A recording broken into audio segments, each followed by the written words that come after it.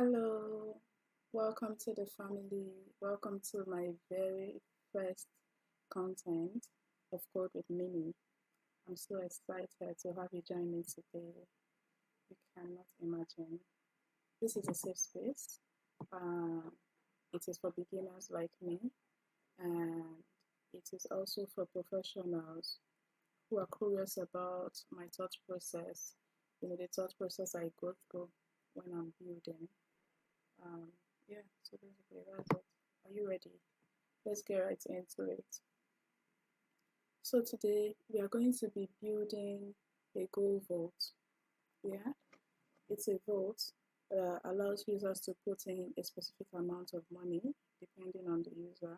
You put in this money, you lock your funds, and then you set an unlock time. You will not be able to withdraw. You will be able to withdraw. You should be able to withdraw before the unlock time. But if you do withdraw before the unlock time, you'll be penalized. But if you wait until your unlock time, you will be compensated. So you will earn a yield on whatever it is that you deposited. So basically, that's what the project is about. We want to try to keep the logic of this contract as simple as possible, because seeing that this is my first content, I want to keep it as simple as possible. I want to keep the logic as simple as possible so that it can be easy for you to follow through. Subsequently, we can do more. So what are the things you're going to be learning in this project? We are going to be learning how to write a smart contract. We are going to integrate it in the front end. We are going to integrate our contract. You're going to learn how to write contracts. You're going to learn how to write scripts. You're going to learn how to write tests. All right. So the first thing we want to do is to initialize our hardart project. If you come to hardart documentation, you will find the installation command here. Then you can go ahead and install it. Mine takes a lot of time, so I had to do that before starting to record. So that's the only thing I've done behind it. So when you do this, you should get a starter folder like this. All right. Okay.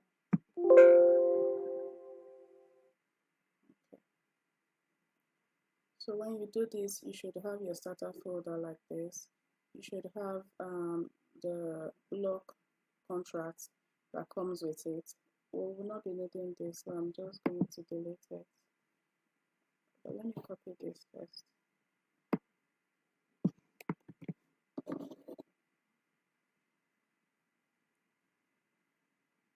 we are going to use interfaces. We're going to have the mock. And then we have our contract itself. GoalVault. GoalVault or SQLs. So let me put this here. I can delete this now. Okay, I can't see anything else from here.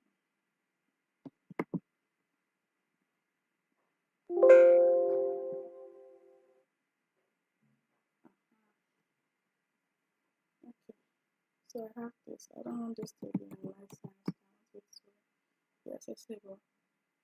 Nobody can modify it. So I have, this is where I'm going to write my main contract, my GoalVault contract.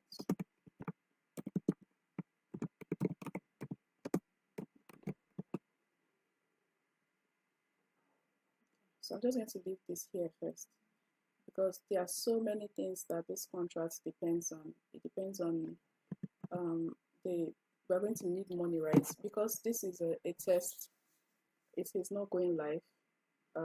We're going to need money, and we don't have money, so we have to spend ERC20 tokens. We have to create our own mock tokens that we'll be able to spend in this application.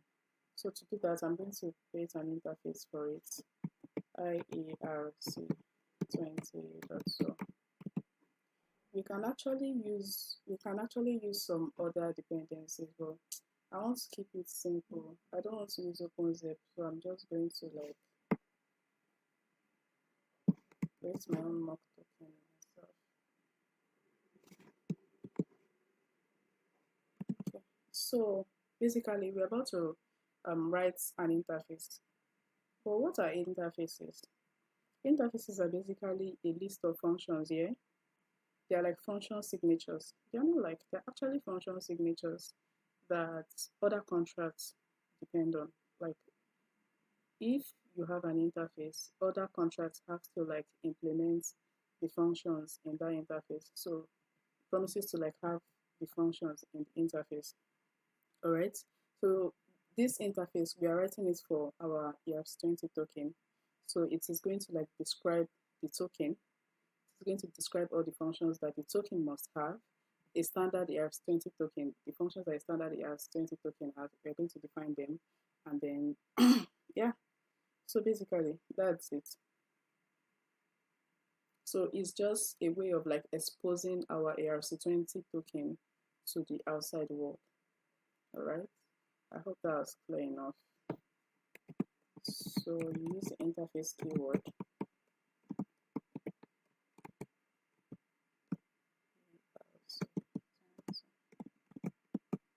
Okay. Now you can define all your interface inside. So we have function transfer. It takes in it checks who you want to transfer to and the amount. So and then amount.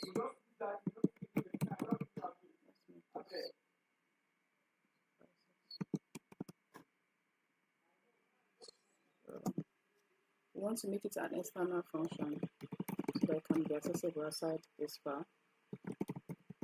Then it returns either true or false. Alright, so basically this is what an interface looks like. Then we're just going to go ahead and write for other functions that we are going to be needing in our mock ERC20 token. And we'll also be needing transfer from.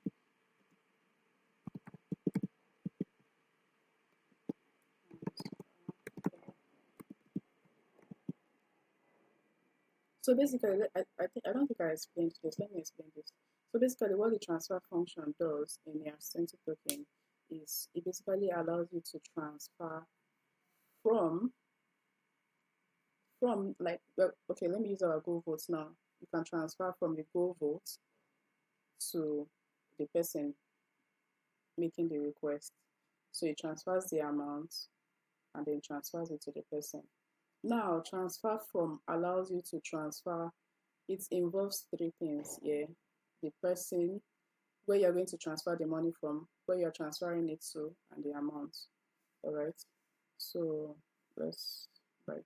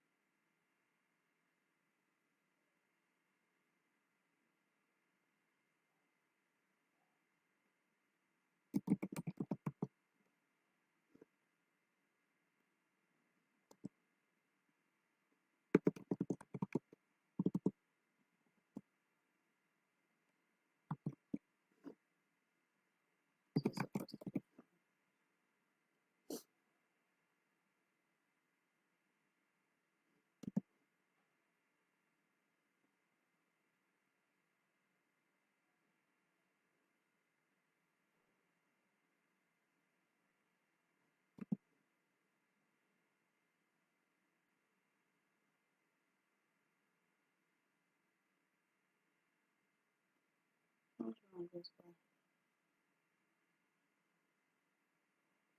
no visibility specified.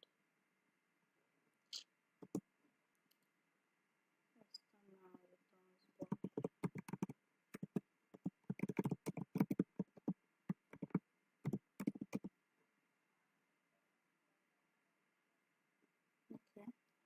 So we have our transfer and transfer from. We are going to, for transfer from to work, you need to approve. So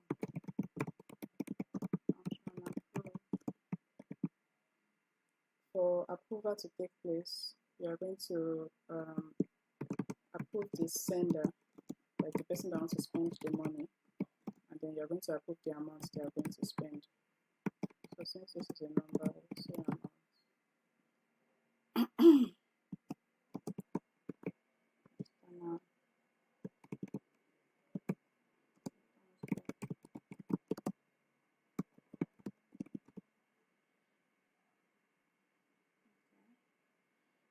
We have balance of,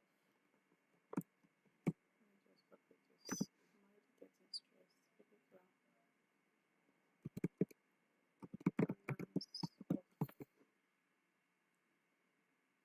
Balance of, you want to be able to get the balance of a user.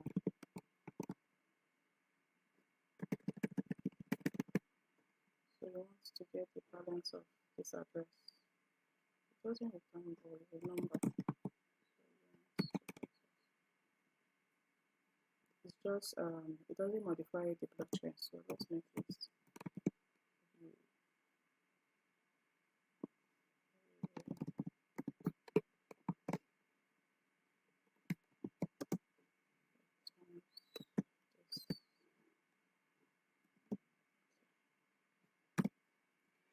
okay. So basically, I think these are the main functions that we are going to be making, and then we'll make sure that these functions are used inside our mock token.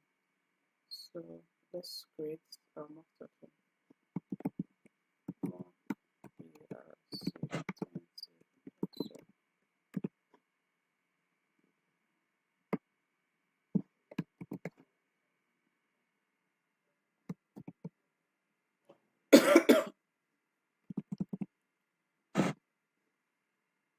So we're going to say contracts.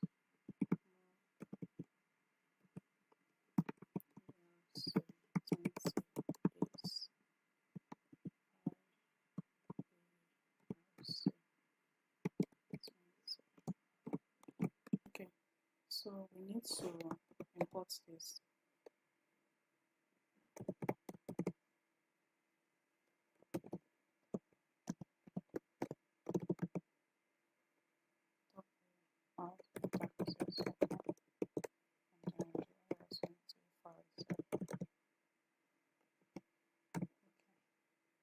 So we have an error. What does the error say? It says should be marked as abstract. Alright, good. So we are saying this file now, this contract, is this interface that we wrote earlier.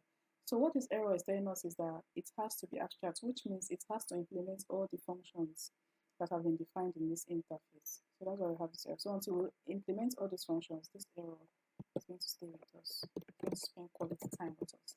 So now in this token, we need our token to have a name, we need it to have a symbol, we need to have a decimal. All right, so we're going to define all these things here. It's going to be public. So I can use it.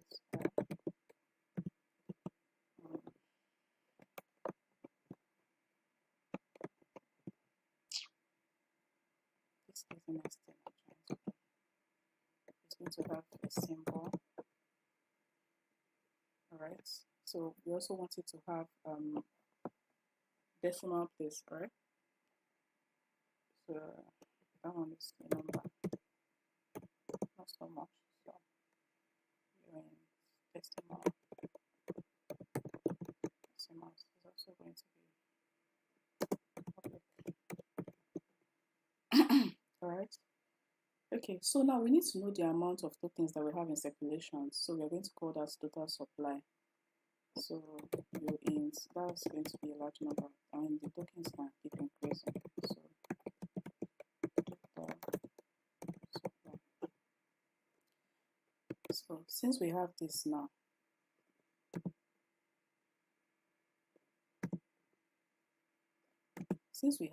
we can now go ahead to write our constructor, which is like the main thing in this token, because the constructor is where we are going to like initialize everything. So what are constructors?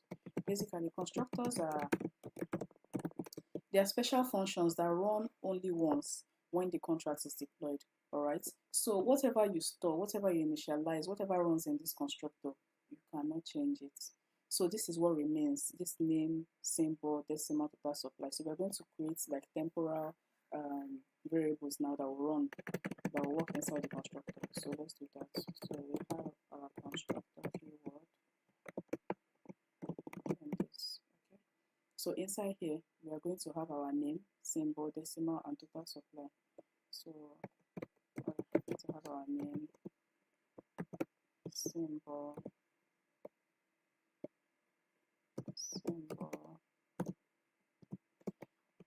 decimals. Here, we're not going to, I think we should use initial supply. Initial supply. So total supply is different from initial supply. I have to define this. Oh, Chimo, tired. So this string, let me know. This is a string, and it's also a string.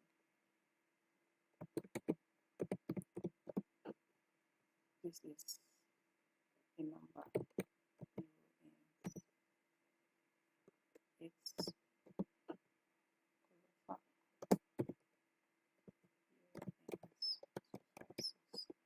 these two, they are value types. Uint and decimals and initial supply, they are numbers, they are value types. So they do not need, that's why we're having this error. I already knew that we're going to have it.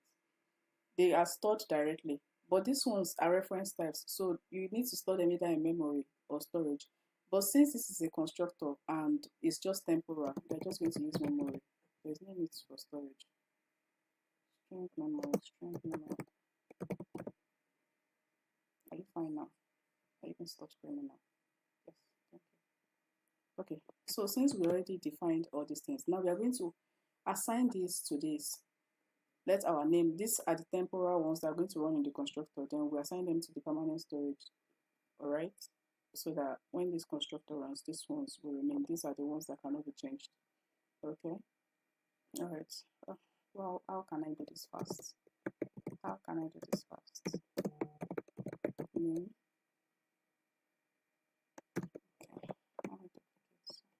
One, two, three, four. Name, symbol,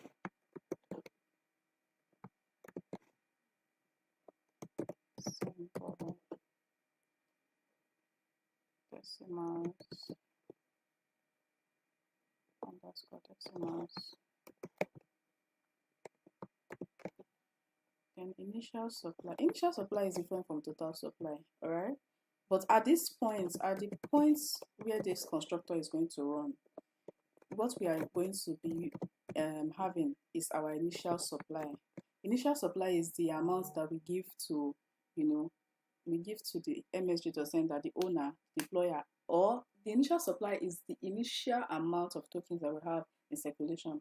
The total supply can increase, but the initial supply does not increase. The total supply is, it's when the user mints token, the total supply will definitely be increased because that's at the time, that's what we have in circulation. But this initial supply is what we are assigning when our constructor runs. All right. As we have our initial supply here now, what we can do is to assign all this initial supply to the deployer.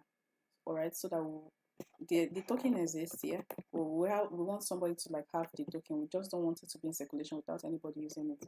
So we will assign everything to the owner. So you want to update the balance of the owner of MSG.sender with the token.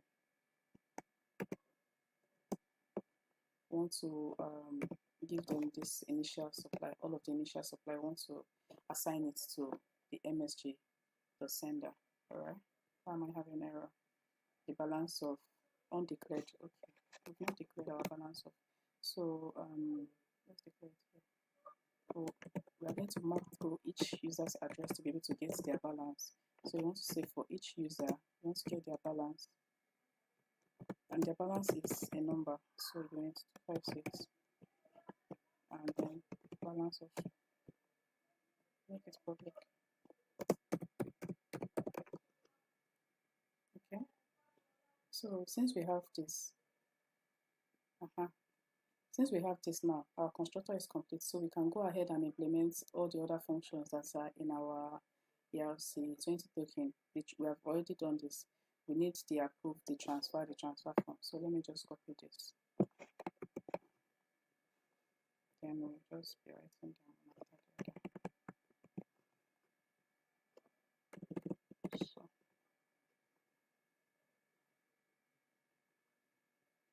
let's start with this.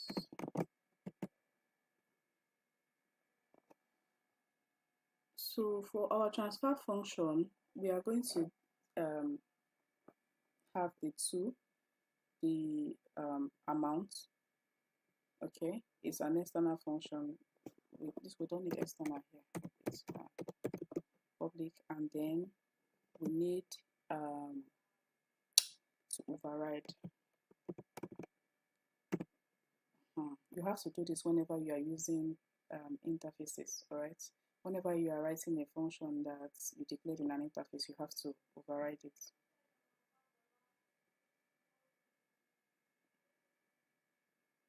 Let's see, that's what it's trying to say here. It must be marked virtual. So let me just, I don't want to see these red lines. Let me just quickly take care of this. And then we'll come back to them.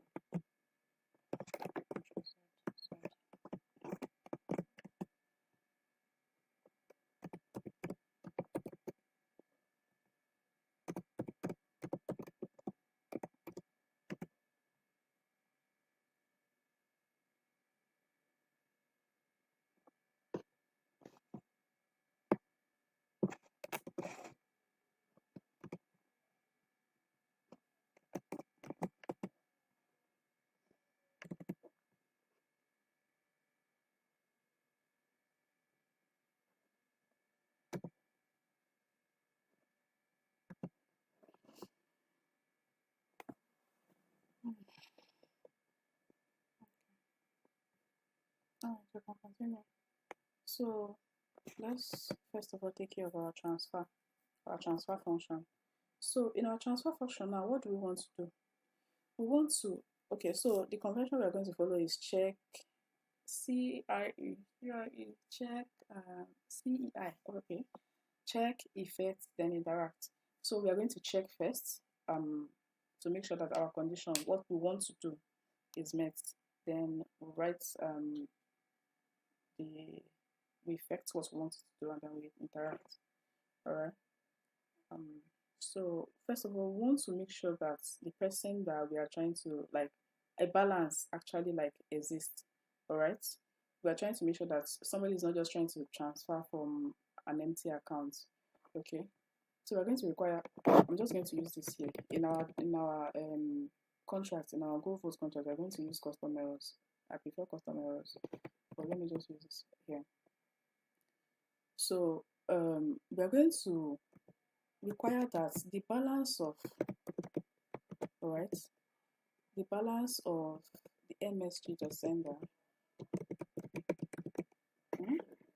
is that, like, there's money in the account here. We want to make sure that it is greater than the amount they are trying to spend. All right, it is greater than the amount. You know, if it's less than, that means they don't have what they're trying to transfer. So it has to be greater than or equals to the amount.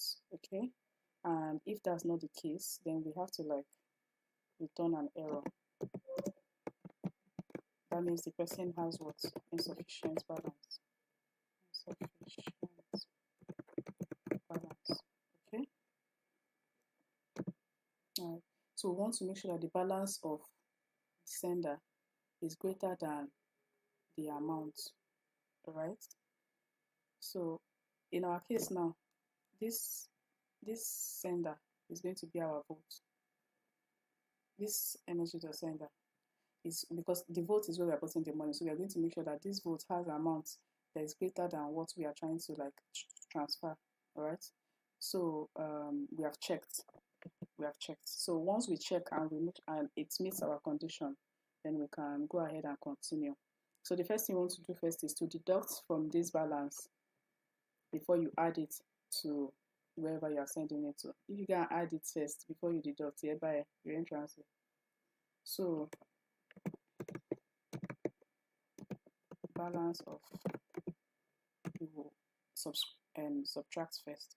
MSG.sender is equals to minus equal to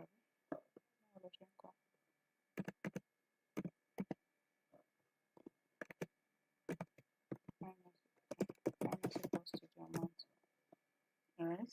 So once you subtract it from the MSG.sender, you can then add it to where you want to deposit it. Balance of the two this time around. Alright. So with this we have our transfer function, I believe. Okay, almost. Returns bool. So we have to return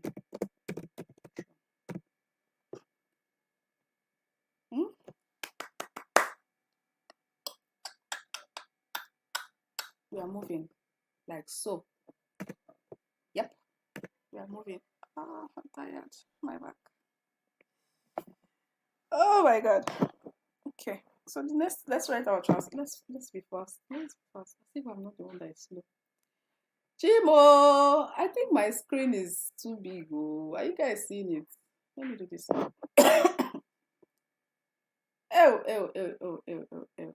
hope I've not. Hope I've not been coding for my. I cannot redo it. Oh, maybe I don't vex. Good. To manage it like that. I hope you can see it now. Hey God, this is my neighbors have put on their gym. I hope you guys can still hear me, Sha. So let's write for our transfer from. So like I said before, the transfer from, it has to do with three parties: where you're transferring the money from, where it is going to, and the amount. So we are going to, remember, we are going to check before we effect. All right. So let me copy this as the lazy person that I am. Correct some things there. So this time around, what are we going to check for? We want to check that the balance of the from is greater than the amount, all right, that they are trying to send. And then we'll also check that the allowance, all right. So because when you are doing transfer from now, it means you are giving permission to somebody to spend on your behalf, all right.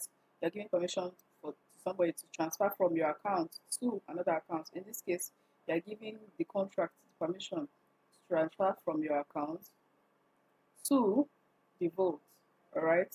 So we are going to check that the balance of the from is greater than the amount. Else we are going to have insufficient balance, because this time around, this is where our money is coming from. So if it has to be greater than. Now we want to also make sure that the person that wants to move the money has the approval to do so. All right. We want to make sure that the person is allowed to do so. We want to check that the amount that the person is trying to move is not greater than what they have told you to go and spend. It's not that they told you to spend 100 naira and you're trying to go and spend 200. Are you a thief? No. So we want to make sure that what the person is trying to spend is not more than what the person has been like allowed to spend. So we are going to require that the allowance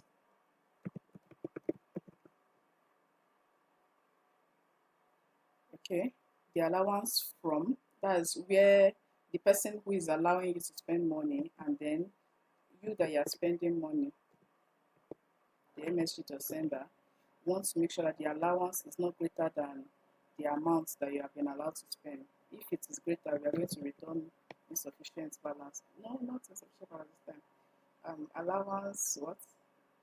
Allowance is too much. What should we write? Allowance exceeded. Allowance is exceeded. Okay.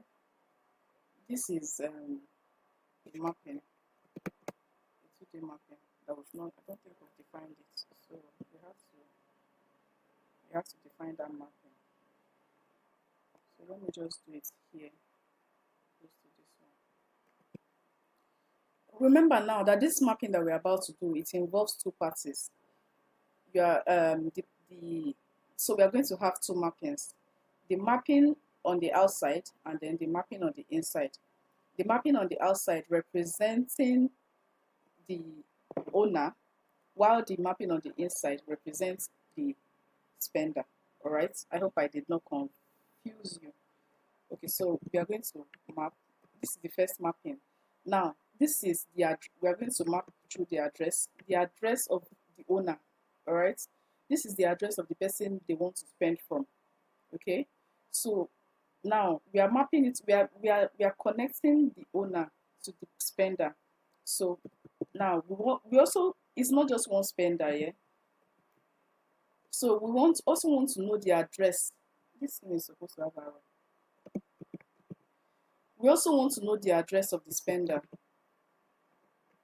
All right, and what's it's a number. The amount is a number. All right.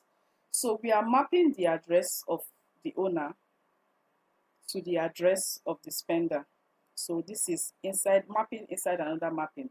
Now this external address maps links to, so this is the from, this is the MSG to sender. All right. So this is going to be public, and then we're going to call this allowance. I hope I did not confuse you there. You are mapping the spender, the owner to the spender to the amount. Track the allowance. So we are going to use this to track what? The allowance, how much the spender is allowed to spend from the owner. All right. Okay, so and that is the allowance that we are calling here. Okay. So that being said, since we have already done our check, now we are going to do our plus and minus now, where we are going to deduct from, who are we going to add to, and then, all right. So now, because you know already, baby girl, I don't like stress. So let's copy this. All right.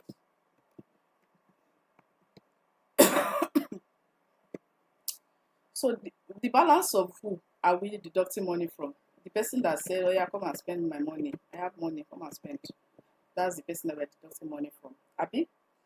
We are adding the money to the person that they want to send the money to. This is not the MSG to sender. The MSG to sender in this case is just the contract that is helping us move our funds.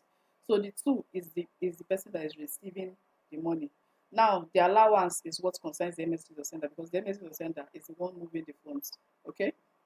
So now we are going to say allowance, our 2D mapping, two parties involved.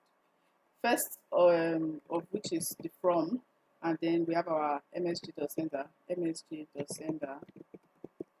and then what we want to do here is that now you know that here now we said that the allowance has to be greater than the amount they are allowed to spend.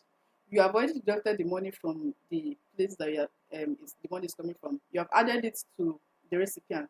If you don't remove the money from the allowance, this person will be able to spend that money. All right. So we don't want the MSG sender to still have that allowance. We want to take that from them. So you have to all right, deduct the money from the allowance so that the allowance goes back to zero. All right, so that the MSG sender does not still have the same amount to reuse again. How do I do amount now? Minus the amount. Error. All right. So we have checked for our conditions. We have implemented, and then the final thing, so that this guy will leave me be, is to return. All right. Return true.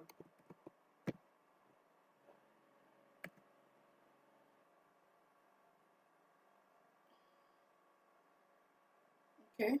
So the next we want to write now is our approve function.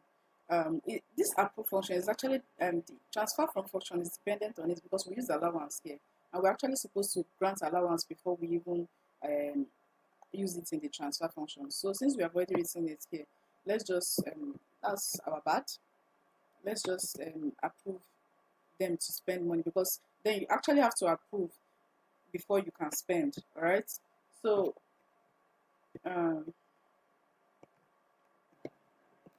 we're going to, the messages of sender now is the person that you are moving money from, and then the spender. All right.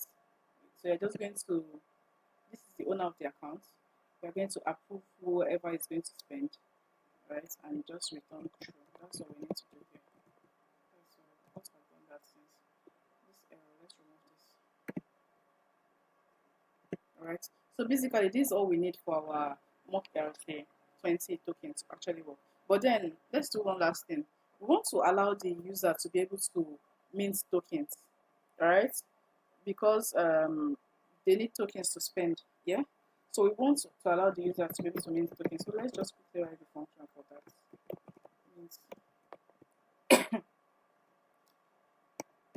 Alright. So we are going to mint, what you're going to need is the address to where you want to mint to and the amount.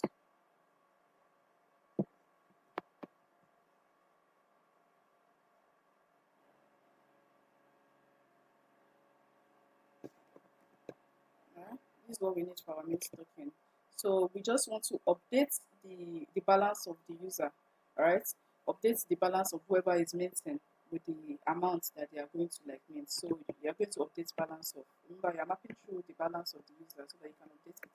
So you check the balance of whoever wants to mint, that's the two address, and then just add the amount, all right? That's it. So since you've already added the amount to their balance, the total supply will increase, right? Remember that the total supply is the total amount of tokens we have in circulation. So the more tokens you mint, the more the total supply increases. So you want to increase the total supply by the amount that was minted, right? So, okay. So that's it. So basically that's all we have for our mock ERC 20 token. So after this, we can move to, I've removed the semicolon now. I don't know what your problem is again. Yeah. What's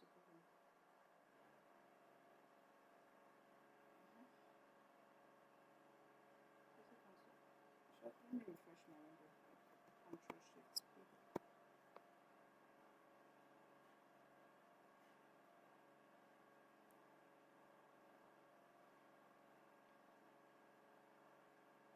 Okay.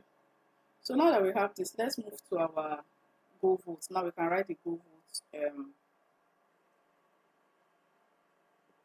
So we are moving to our GoalVault contract now.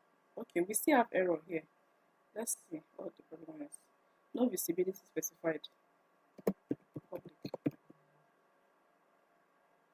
Okay. Alright. So we can move to our GoalVault contract now. We already have money that we're going to spend.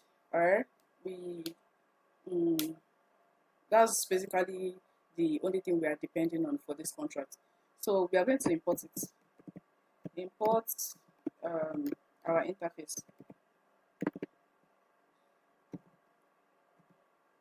Where is the interface? Okay, it's in the same directory. Just one out. Interfaces. Then IERC20.so. Alright.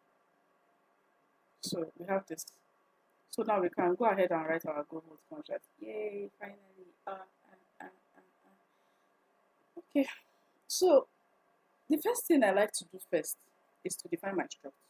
I feel like that gives me an idea of the things I'm going to need, you know. Basically, that's like the starting point for me. Thinking of what is it that I need in this contract. Yeah, we need money. Yeah. Okay. Let's start all over. Let me bring back my train of thought. So it's a GoalVault contract. Yeah.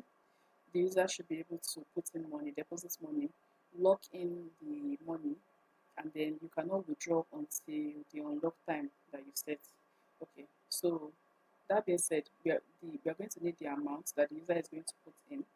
We are going to need the start time. That's when they started the savings, when they put in the money. And then we are going to need the unlock time, the time that they're going to set that, okay, this is the time I want the lock to be due for. I want it to be due for just 30 days, for 100 days. That's the unlock time. And then we need to check maybe they've withdrawn the money or not, or maybe they still have that money. So these are the things that are going to make up our user struct. So we're going to define our struct. The struct name is going to be the goal, and we want each user's goal to have amount 256 amount.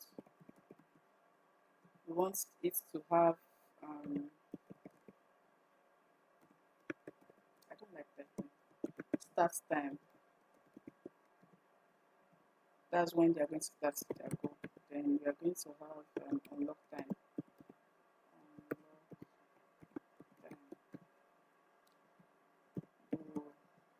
Because it's going to be true, of course. Have you withdrawn? Is it withdrawn?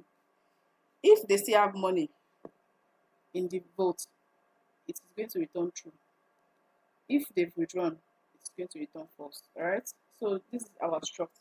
Now we want to personalize the struct. We want to be able to like get each user's address in this goal. Alright, so we're going to map through each user's address. So this is a mapping. We want to get their address. Alright, and what are we trying to map through? We want to have each user's address in this goal struct. So we're going to pass this goal here. Alright, and we're just going to call it public and then name it goals. So this goals represents the address of all the users in this goal vault.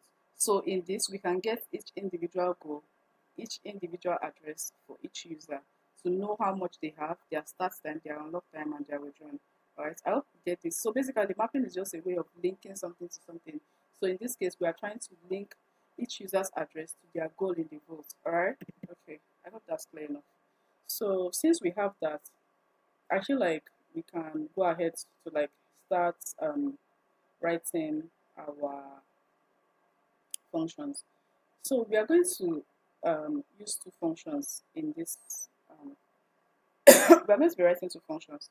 Function that allows the user to deposit, and then the function that allows the user to withdraw. Alright. So to withdraw, there are two kinds of withdrawal: premature withdrawal and mature withdrawal. Alright. So I think it's what but basically the main functions are two, but we'll see how I can split them. So let's start with the deposit function. Function deposit. Alright. So let's do this. Okay. So we're going to pass in everything that we need, what we want the user to enter. When the user is making a deposit, what do we need from them? What do we want them to do? We want them to pass in their amount, and we want them to pass in the unlock time. So we're going to pass in the amount and the unlock time. We're not going to pass in the start time and the withdrawn because the user doesn't need to input this. So what we're putting here is what we want the user to input. We don't want the user to be able to set their unlock time or to set the state of if the money has been withdrawn or not. You know, people can be manipulative, so you can't trust the users. So you only put what you trust the users with here. Okay, so we have the int amount 256 amount. Remember that these are value types, so you don't need to define if it's going to be in memory or storage or not. It's stored directly. And then we're going to pass in the unlock time secondly. Sorry, I'm not feeling fine, but I just had to do this because I just love you so much. My love for you knows no bounds. Unlock time. Alright, so we are passing in the amount and the unlock time. We are going to make this external so that we can be able to use it outside, so that it can be accessible outside this file. Alright, so we can start writing. Good, thank you very much. So this is our function signature. We can start writing what we need now, what we need this deposit to do for us. Remember our CEI. CEI. Check, effect, interact. That's the same principle we're going to be following here. So we want to make sure that, all right, well, we're passing amount here because we want them to deposit, Abby. So we want to make sure that the amount they are depositing is greater than 0, all right? We also want to make sure that the unlock time that they are setting is less than the current time of the blockchain. It's less than the current block dot timestamp. Block dot timestamp returns the current time of the blockchain since when the block was mined. All right. So we're going to check to make sure that they don't put 0 naira. We're going to check to make sure that the unlock time is less than.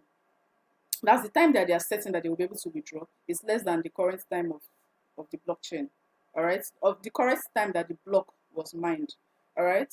Okay. So let's do that. You remember I promised you that I'm not going to use I'm going to use custom errors in this contract. That I'm not going to use require. So let's use custom errors so that we can make our code more, nice. So if the amount that the user wants to enter is equals to 0, revert. I love that. See, easy peasy. Revert. So what are we reverting? What should we tell them? We are reverting that amount is 0. Amount 0. These are custom errors, but we've not defined our errors. So let's go and define our custom errors.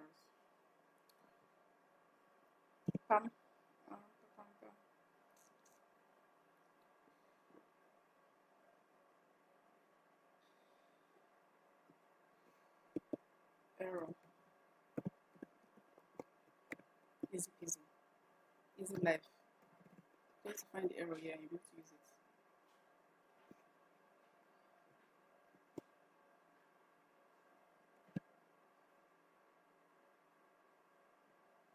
Alright. So let's continue.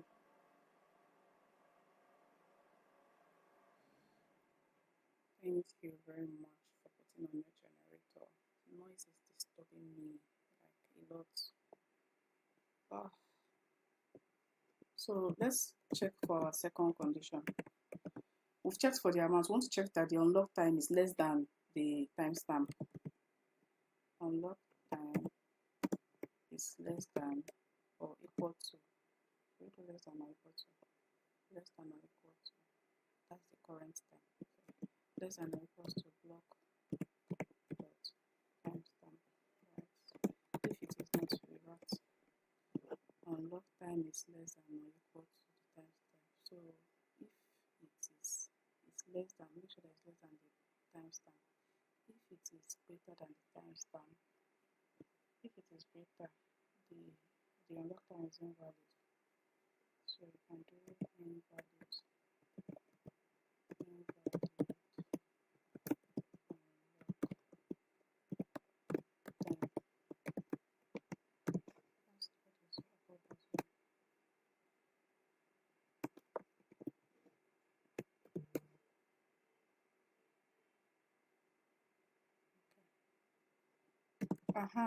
So I don't know if there's anything else I need to check for. We've checked for the amount, we've checked for the unlock time. Alright. Now, you remember that I said I want to keep the logic of this contract simple. I don't want the user to have a vault, like a lock whereby you continuously add money, like your colo, like your normal local colo. Is going to make the logic a little bit complicated, which I do not want to do right now, because if you are adding, if you put a particular amount at the beginning and then you're able to add more, to calculate the yield is going to be different. All right, I want to keep it simple, so I want them to just put money only once and lock it. All right, okay. So see, if that's what I want to do, I want to make sure that when they are depositing, for them to deposit, that means they don't have any active goal. If they have active goal, okay, wait, let your go remove your money first before you like put another money. Do you understand? So I want to make sure they don't have any active goal. So we are going to check to make sure that if they have any goal, remember these are our goal structs. And remember I said to link any individual, to link every user, you're going to get their address from here. All right. So we want to make sure that we'll call these goals. Let me copy it. All right. We'll say we want to make sure that the goals let's personalize it. MSG to sender, that's the person that is initiating the transaction. Make sure that the goals of this particular user dot the amount, all right, is not equal to 0.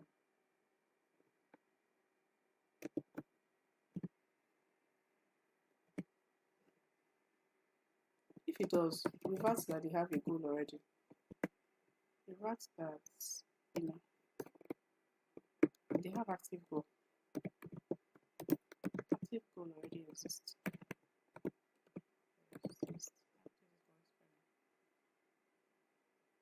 Alright, so you're checking that the goal does the amount does not equals to 0. If it's equals to 0, that means the goal does not exist. But if it's not equal to 0, that means they already have an active goal. Alright, I hope I'm not confusing you. Alright, so check that the goals is not equal to 0, and then I think with this our checks are complete. Okay, I've not defined this.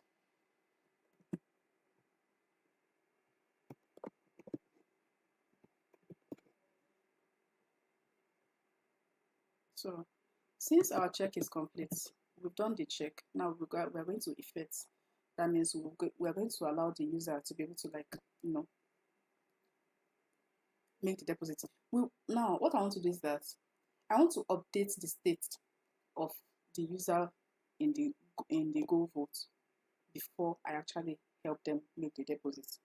I don't want to make the deposit before updating the state, so that, you know, once the state is changed, once the transfer is made, that's it. It's not as if we'll make the transfer first and the state have not changed. We don't want that, all right? So let's change the states first. So the goals, all right? MSG.sender, MSG.sender. Remember, this goals is coming from the mapping, all right? Personalize it, and then you want to set a new goal for them in the goal struct, all right? You want to update their goal here. So you're just going to reset all this to the new this thing, the new stuff that has been entered. So from the original goal struct, we have amount. So we are going to assign that amount to the amount they pass in. All right. We are going to we have also start time. Start time. We are going to pass in the start time. You know that the user is not entering the time start time, so we're just going to calculate that. So it's going to be, the start time is going to be the current time of the blockchain when the block is being mined. All right. Then what else? Unlock time. They are the one passing in unlock time. Unlock time will be the unlock time that they pass in here. All right.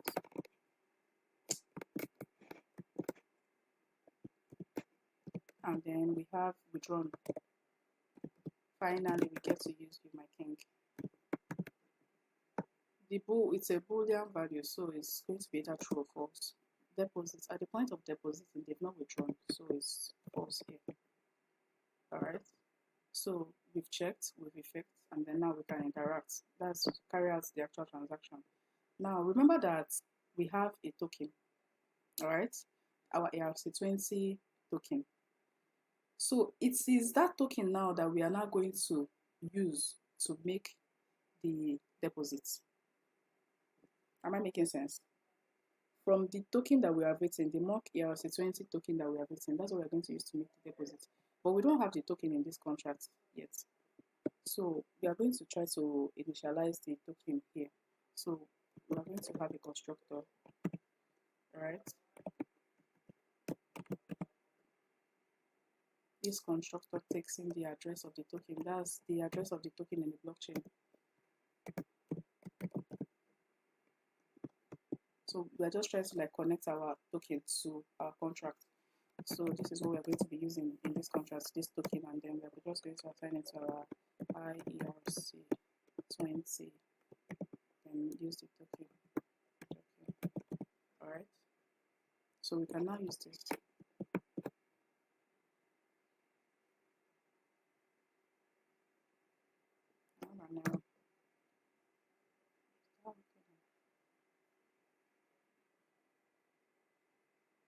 All right, so now we can be able to use So now we can be able to use our token, but before we use it, we must have to declare it public, alright, so that we can use it. So we let's say IERC20, alright, public immutable, that means it cannot be changed, alright, token. So now we can use the token. So these are our state variables, alright. Remember, state variables. This now marking it public means Solidity will automatically create a getter function for it. Okay. We can use it inside our deposit function now. So we can do the transfer from, alright. So the from, transfer from, thank you, autocomplete. Finally, my autocomplete works. Oh, look at that. So the from is the person that is making this deposit. The to is the goal contract, the contract vault, and then the amount. So we are going to do msg.sender. Alright. The to is this address. That's the address of this vault. Alright, this contract, and then the amount. Alright, so basically this is it for our deposit function. So we'll check, we effect, and then we'll make the transfer. So let's since that is done, we can now move to our withdrawal functions. So the first function we are going to have is the function withdraw. The function withdraw, should we do with penalty or without penalty? Let's match. We can match both of them. We can match both of them into one function. Alright. So if the contract owns the token, remember that's why we are using transfer from here. If the contract owns the token, we use transfer. If the owner owns, like the user owns the token, we use transfer from. Alright. So let's write it. In our withdraw function now, we're going to use transfer because, okay, let me hold on. Let's get there, I'll explain. Let me not confuse you. So we have withdraw, function withdraw. The user is not passing in anything here, so there's no need to go for it. Alright. So let's do our checks first. Remember, CEI, we'll put all our conditions then before we effect and then we interact. Alright. So we're going to check that if the goal, alright, we want to withdraw. So for you to be able to withdraw, you need to have a goal first, right? So if you don't have a goal, you'll not be able to withdraw. So let's check that you have a goal, right? If you do not have a goal, no withdrawal. So if the goal msg.sender msg.sender.amount, if is equals to 0, that means you don't have anything to withdraw. But what are you trying to withdraw? I know it's if now. If we just reverse only. Let's not do that. Let's give it a name that other people. Or you don't have money, you're trying to withdraw. Why are you trying to withdraw when you don't have money? So no go. Alright. So no go. Let's our custom error. Let's put it here. No go. This is this thing will stress me. Let's rewrite it. Let's put go storage go from the go structs get each individual goal. Alright, we're just moving this. I don't want to do this, so we're just moving this to this place.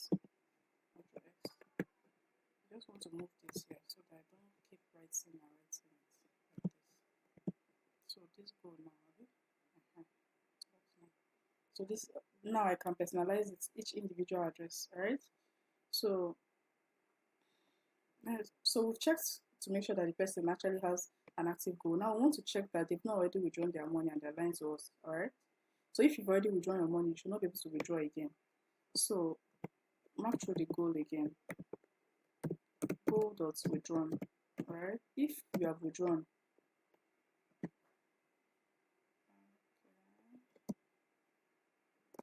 that's no go already. Okay, we've used no go already withdrawn.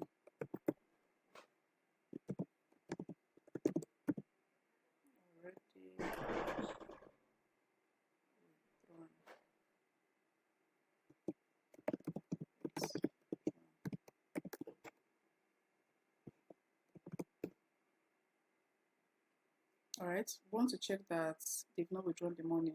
Alright, if they've withdrawn the money, it will throw us an error. Remember, the withdrawal state here is either true or false. Alright, and once we already set it here to false, so the state here automatically changes to false until you change the state again. So it checks. If it is true, it allows it. If it is not true, it returns an error. Let me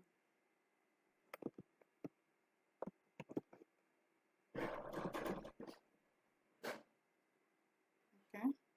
So we check that they have a goal. We check that they've not withdrawn their money. So I think the checks are complete. After this, we should be able to effect. Why do I say that? Pasted it.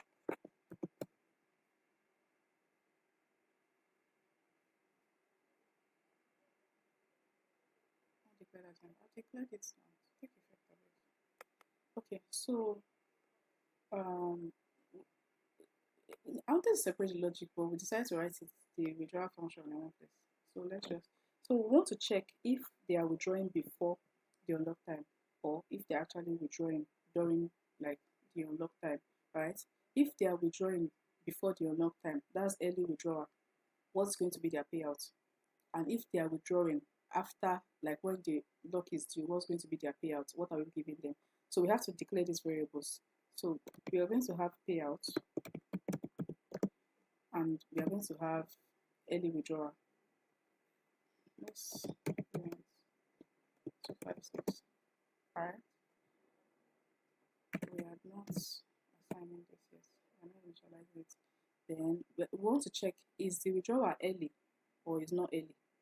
Alright, so it's going to be a bool. Alright. So how are we going to determine if it is early or not? We're going to check the time. So log dot timestamp.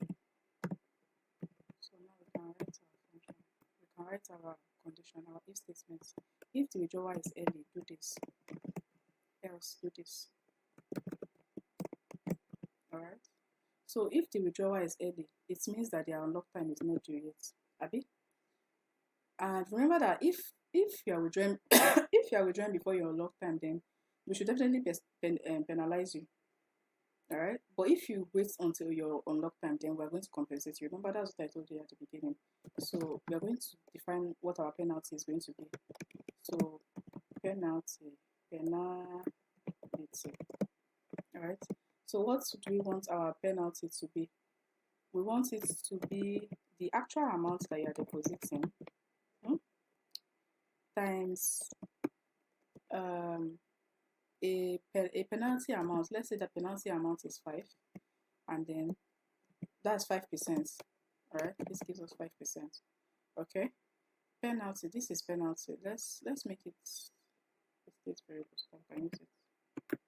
Penalty amount percent. Let me define it close to this point. So I'll just put it here.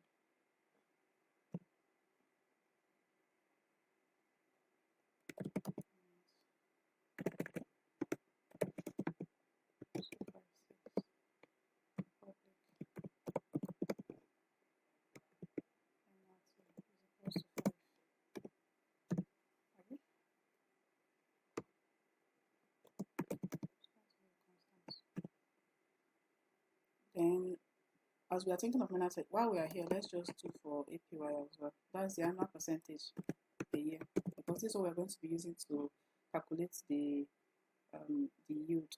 Alright, what we are going to add to them. So if you withdraw early, we'll deduct 5%. If you wait till the time, we'll add 5%. Alright. APY. Let me copy this one.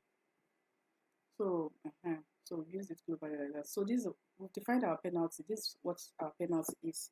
That if you are withdrawing before the time that you said that you are going to withdraw, that you promised us that you're going to withdraw, we are going to deduct this amount from what we're going to give you. So what is left for us to give you now is your payout, Abby. So for your early withdrawal now, your payout is going to be what? Map through the user goal, the goal dot the amount, alright? The amount that they have in their vote minus what we have calculated as our penalty. So whatever is left is what they are getting, alright? So that's what the payout for early withdrawal is going to be. Else, if it's not early, that means it's due time. So payout at this point is going to be what? It's going to be map through the user goal, the amounts that they have, and then we add to them, alright? So we add what? This time around, we're not adding penalty, we are adding the APY. So we can add, but we've not calculated the APY. The APY, how do we calculate the APY? APY, the yield. We calculate what's the, and we cannot be giving everybody. We need to know how much they are percent because they might not lock for a year. Yeah. So let's calculate that separately. Let's create a function for that. Calculate yield. Alright. Individuality. This function now, let's write it. Alright, this function. But let's just complete this one. So these are the issues. When I'm using a function that I've not written, it's always stressing me. Let me complete this one. I don't want to see this red line. So let's just assume that we calculated the APY, alright? So we already have their payouts. Once we have their payouts, we want to change their states, alright? We want to change the states of their withdrawal.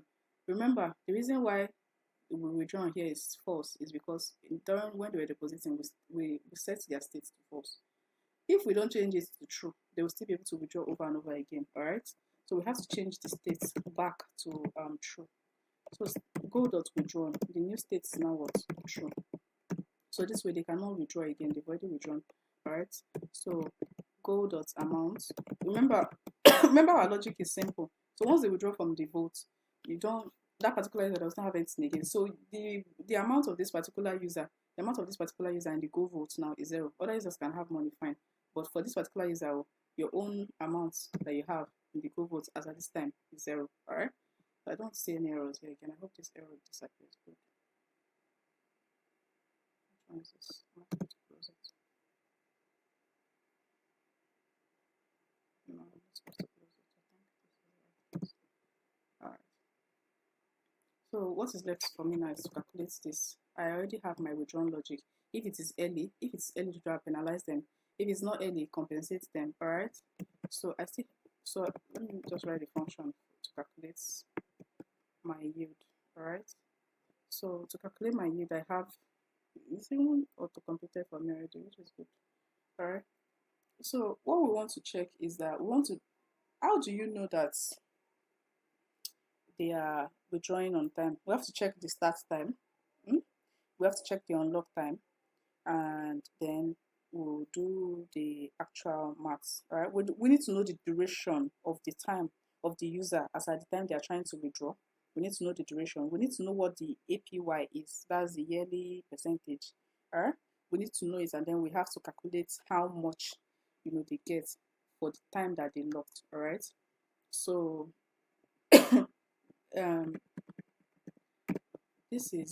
this function is just calculation. It's not going to modify the state of the blockchain.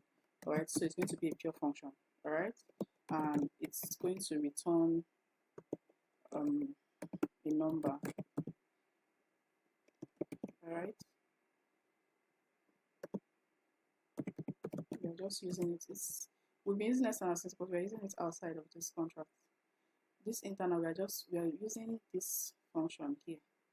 Inside here, that's why it's internal. We're not taking it outside. All right. So since we have this now, we have to define our our goal struct here, so that we will be able to like create a temporary memory for it. All right, because this internal function, this pure function, it cannot reach the state of the blockchain directly. So we have to create an instance of the goal struct for it here to use, and it only works inside this calculation. All right, so let's go. Okay, so we have this now, so we can use this goal now. Okay, so we need to calculate two things. We need to calculate our duration, and then we need to calculate the yearly yield. So the uint 256, the duration, how long does the user lock the money for? Alright, remember the user is a GoalVault. We want to know how long they lock the money for their unlock time, alright, minus their start time. Goal.start time. This is how long they were able to lock the money from. When you remove this from this, you get the duration. Now we want to get their yearly yield. uint 256. uint 256. Yearly yield. It is from their yearly yield that we'll calculate their own yield, because okay, let's do this. Goal.amount, the amount that the user have times the APY. Remember we set the APY above as 5%, Abby? That's a constant. That's what we're using for everybody. Alright? Divided by 100. 5%. 5% of the APY is what we are adding to their amount. So what does that particular user get now, depending on their own unlock time? Everybody's percentage, whatever they're going to ask their money is going to be different depending on their own unlock time. Alright, so now this is what they're going to be getting: the yearly yield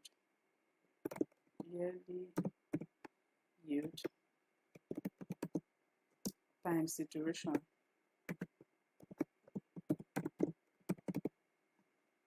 divided by 360.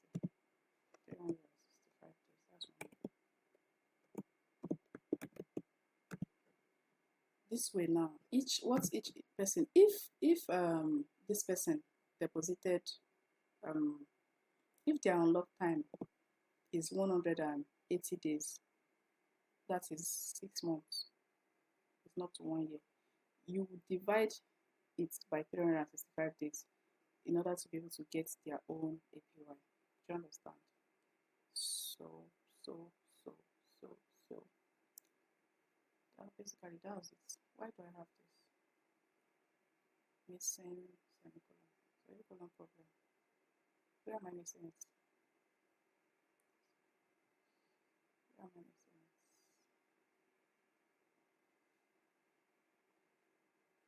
New. This one should go now. Okay. So right now we are just going to go ahead and this is basically it for our GoalVault. Yeah. Okay. Yeah. This is basically it for our GoalVault. So we are going to go ahead now and deploy the contract. Before we deploy the contract, we have to deploy the token first, so that we use the token address to deploy the contract. All right. So let's write scripts for that. So inside this main directory, I'm going to create a script for that. Scripts and then how is it? Okay, I'm going to say small samples. Inside the script folder, I'm going to create 2 files: the deploy token and the deploy GoalVault. Alright. So let me create the first file. Deploy token. That's it. Remember, it is not a contract, it's a script. So that's why we are using .ts. Okay. Alright.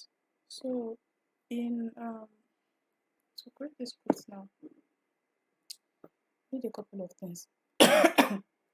we need ethers, and then we need the factory. In order to get the factory, we need to compile this first. So let's compile. In order to get the factory, we don't have the type chain. The type chain has not been generated for us. The type chain will be generated once we compile. So let's compile first. Where am I? Inside here.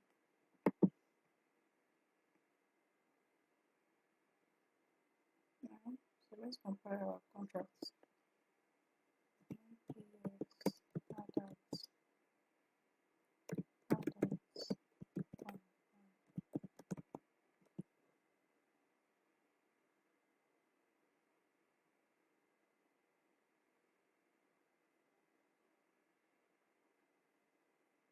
Now compile, so we can continue.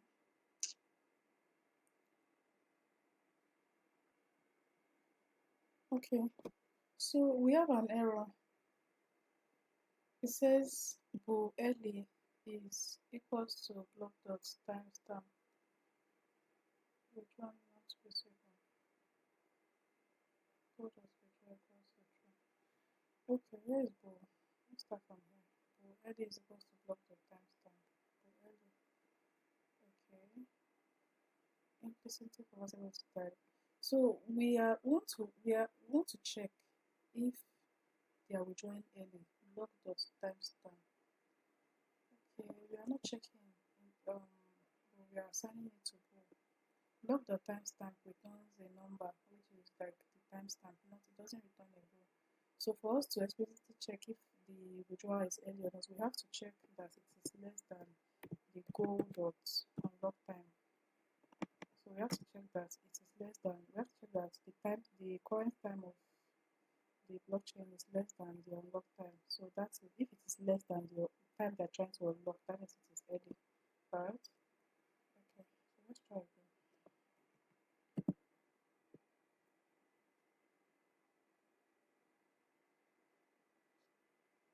Okay, we'll fix the first error. It's not showing again. So the second error is goal.withdraw equals to true. Where is goal.withdraw? Goal.withdraw. Goal.withdraw equals to true. Compilation failed. Alright.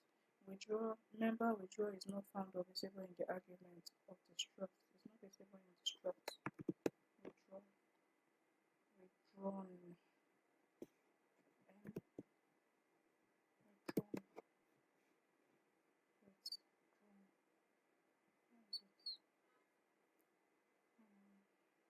Code or withdrawn.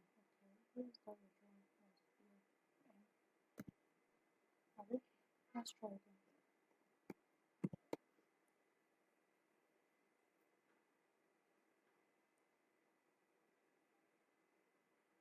Okay, I think all the it's been sorted. So now that we've compiled our code, we now have type chains.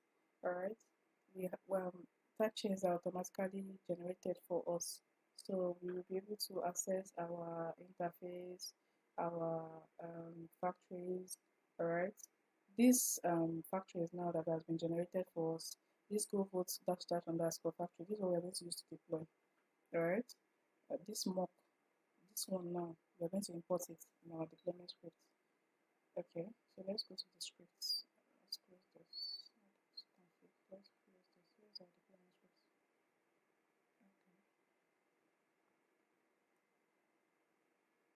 Okay. Okay. So we are going to import our type chain. Where is it again? Here is it. We're going to import our type chain. So two things that we're importing here. We're importing ethers. Alright. So ethers is our connection to the blockchain. Alright. It helps us to like get providers and signers. Okay, so we are importing ethers from adults. It comes with adults once you scaffold adults. Then we are going to import this file. This file. No, this one is the token we are deploying first. So we are going to import this file. Let me copy the name.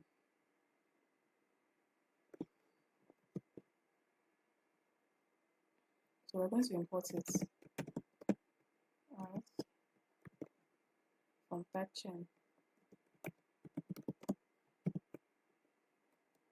slash type. Please help me to complete. I don't want to type already. Type chain dash types.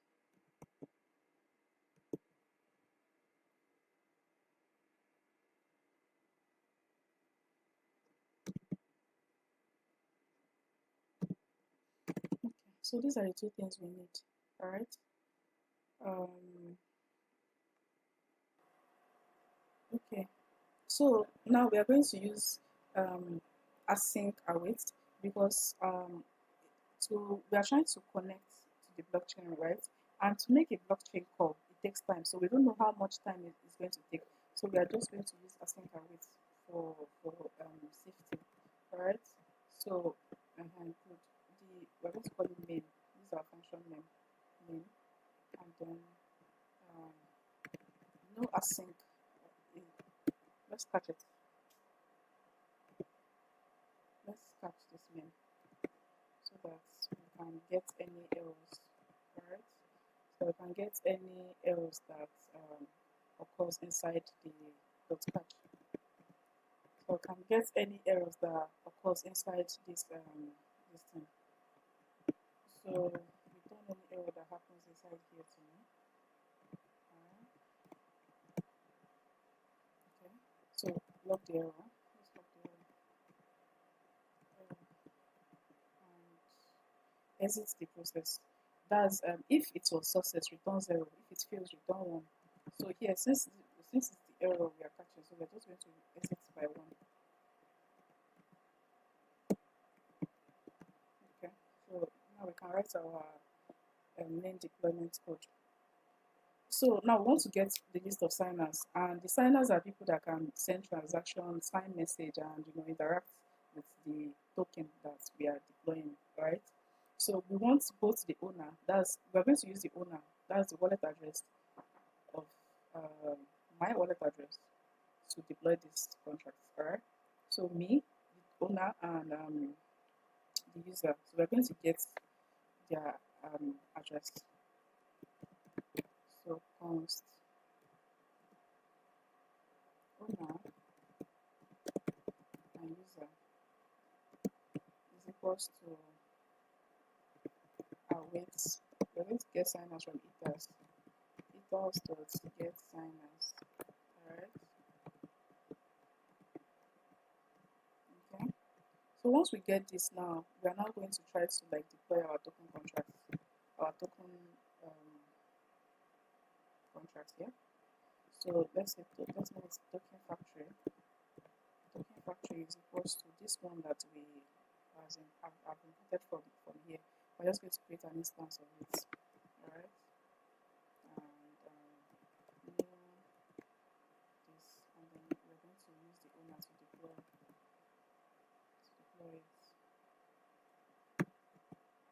Alright. So token is equals to, let's just we're going to try to initialize our parameters now. Call the token factory and then pass in all your name, symbol, and whatnot. So we are saying that when you deploy it, these are the things we want you to initialize for us. It is the mock token. This is the name. Alright. The symbol is going to be MCK caps. Then the decimal is going to be 18 decimal places. Alright. And then what else? Yeah, let's do the conversion.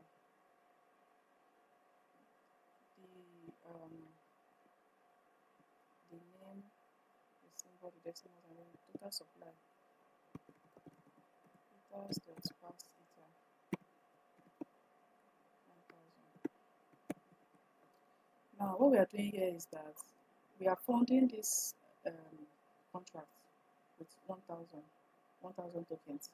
Now this 1000 tokens, Solidity does not understand what 1000 tokens is. So we're using pass ether so that we can get the exact amount of token that we are we intended. If we do not use sparse ether, alright, we are going to get less than the token intended, because now this is going to like be 1,000. Is this 1,000 or 10,000? 1,000 times 18 raised to power 18. So that's going to be like 18 decimal places, alright. So you have to use sparse ether so that you can understand the exact amounts that you are trying to get, alright. So sparse ether does the conversion for you. Then since we have this, so we're just going to deploy our token. So those are wait deployments. Alright. So our wait token.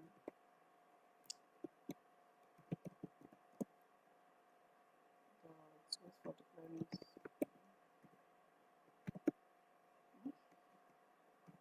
So that's it. With this now, it deploys our token for us, right? It deploys this. This is our token. We passed in the name of our token, the symbol and whatnot. So we wait for deployment, and that's it. So let's just log the address so that we can use it to get we can use the address to deploy the other contracts, the main contract. So log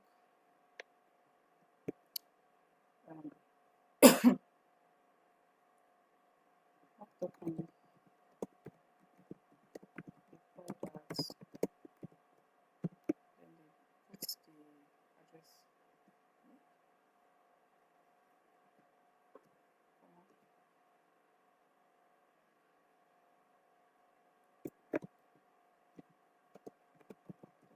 address. Get address. Okay. So that is it. That is basically our deployment script. So let's deploy that one script. What's the script stuff?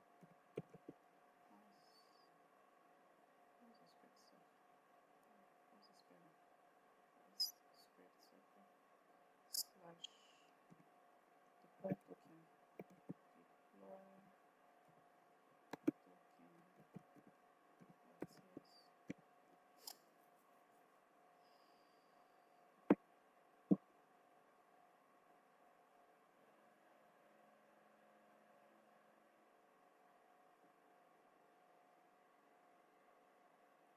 okay, our mock token has been deployed, so we can copy the address now, and we can use the address to deploy our main contract, which is the GoalVault contract. So I'm just going to copy this address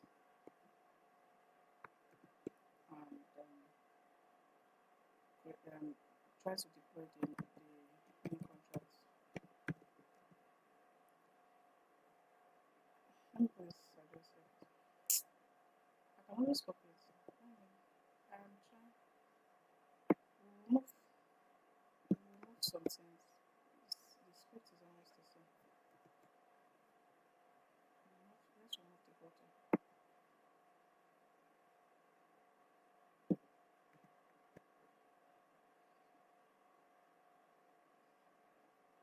We don't need this time around. We're importing this thing. The go from type chain. Where is it?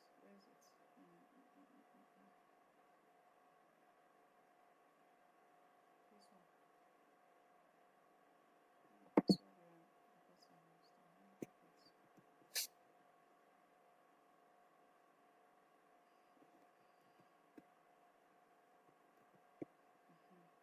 So this is what we need this time around, because this is what we want to deploy. Alright. So we have this.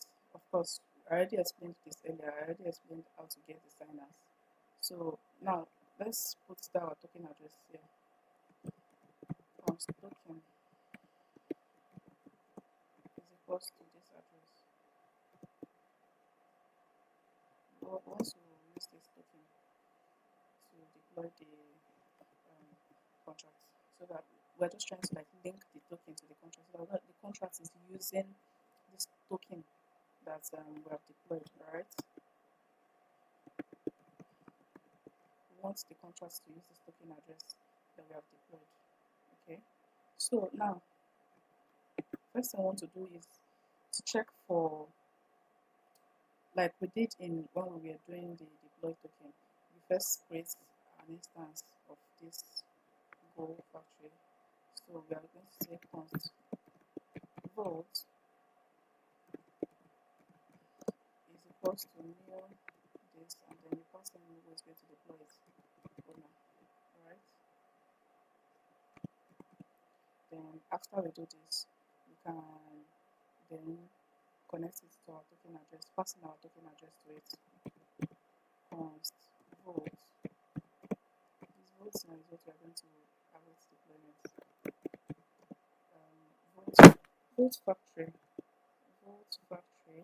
Then now passing the token address that we have defined above.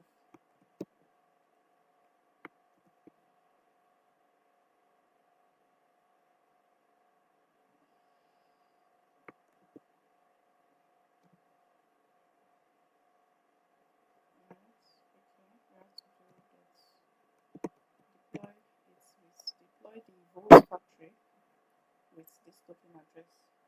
Alright, then await the vault. Vault does wait for deployment. Remember, all these are built-in functions coming from ethers. Alright, ethers allow us to use all these built-in functions to write our scripts. Alright, you get signers as well.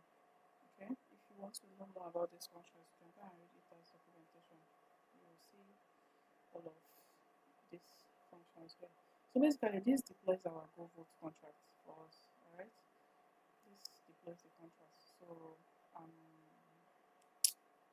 let's see, do I need anything else? I need anything else? Let's deploy the contract. The difference will be this.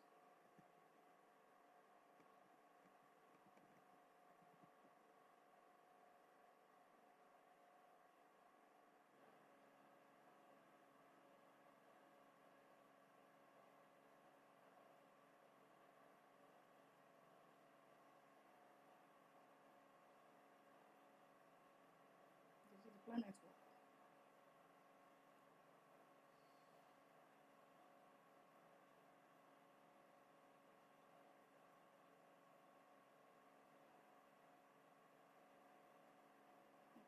Not token deployed as MPS white poster. Right, think deployed as is.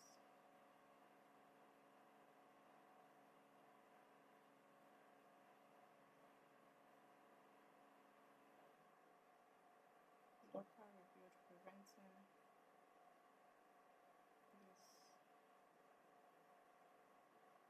Okay, I did not log it. Let's log it so that we can see what we are. Log the deployed address.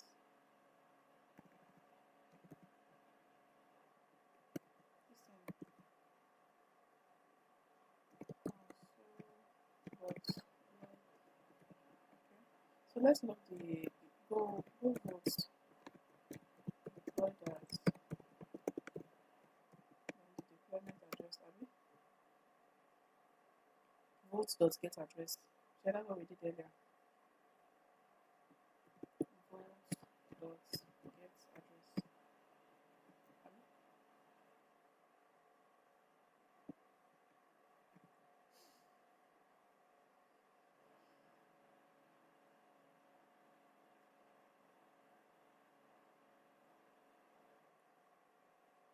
GoalVault deployed as promise pending.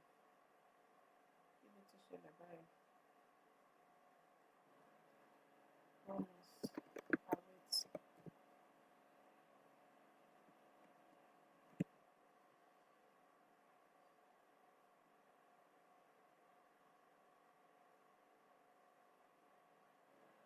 Thank you. So this is our. Wait, I hope this part of the screen is being changed. Let me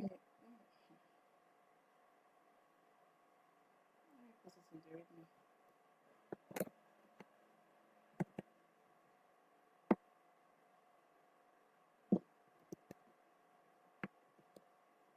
So basically, this is it for our deployment. We have deployed both the token and the contract itself. We did not write test. We did not write test to dear brethren. Let's write test. Let's do that. Okay, let's write our script. Let's write our test. Please pay attention. Tests are very difficult to write, alright? At least for me, when I started writing Solidity, the most difficult part of it for me was testing my functions, testing my contracts. It took me a while to understand. So I'm going to try to break this down as much as I can so that you would relate to how I was able to like wrap my head around testing, unit testing, alright? Okay, so these are the imports. I'm not using, we're not going to use this. So I'm just going to remove anything that I'm not going to use. This,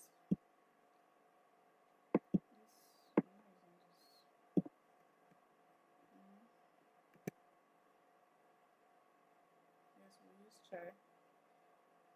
I want to use it as, okay, so I can get signers and whatnot. Then, let's import all the things we need from type chain. Import, what are the things we need? Let's type chain again. We need this GoalVault factory. We need the GoalVault itself. Where is it?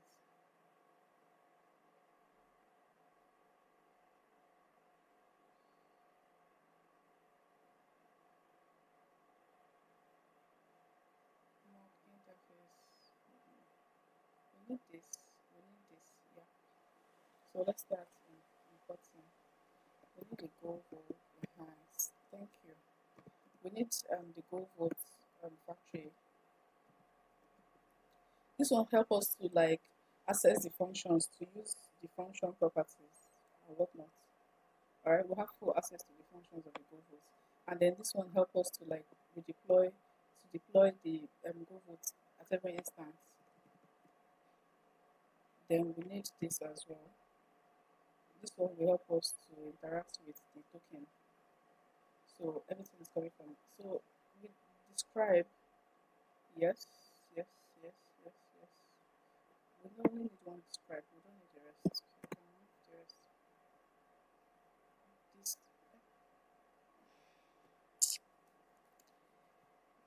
This where does it end?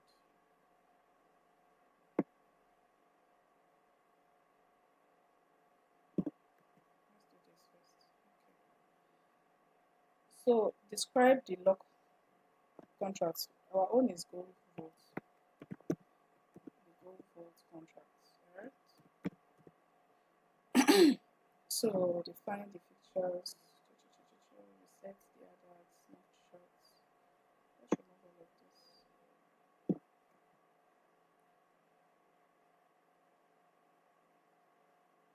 This one is relating to their contract, so let's remove it as well.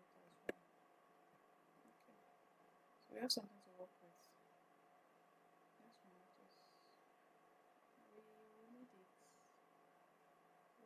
I don't get to that point. If I need it, I'll write it. Okay. So we have, this is basically the skeleton. So basically describe is it groups related data, like related tests together, alright?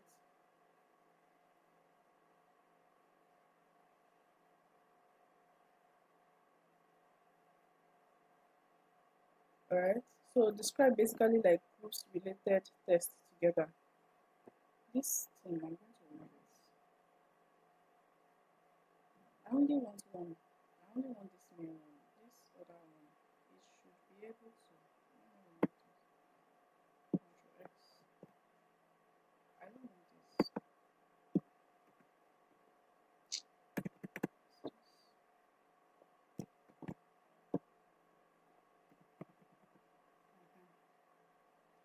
So inside this place now, this place groups related data for me. Let me paste this. No need. We'll write it. We'll write it by ourselves. Okay. So it's groups related set of tests that I want to do. It's coming from this describe is coming from Mocha. How that exposes all these functions for us to be able to use locally for our test. Alright. So basically, so what are we going to do now? The first thing we want to do is to declare all our variables that we're going to need in this test. Right? And we're going to use let because the value is going to change. So we need token, mock as 20 token, and then we need vote, which is going to be our GoalVault. Lock it. Alright, so we are going to declare owner. We are not going to initialize the value at this point. It's going to be declared later. So call it any. Same thing as user. The user can be of any type, alright? And we are going to like initialize it later. We are not initializing it at this point. Okay. So the next thing we want to do now is we want to give the user money to spend because we need money for our test, right? So since we are going to be using money a lot, so let's just declare it here so that we can use it anyway, right? So deposit amount is going to be equals to ethers dot, remember, pass int, pass ether, pass int, pass you int. This needs to drive me crazy that year. I think it's been so long. Okay, so you know we are passing in 100 tokens here. So basically, pass ether is going to do the conversion for us, and it's coming from what? Ethers. That's why I installed ethers. I imported ethers. Alright. So since we have this now, we are going to deploy our contracts. We are going to deploy the mock ERC20 so that we can be using it for the test. We don't want to be deploying the mock ERC20 every time. So let's just use before each so that the before each runs before every other test. Alright. So whatever block of code we put inside the before each, it runs first. So it runs and then it affects the every other thing can run individually, but then the before each reflects. Alright. So let's run this.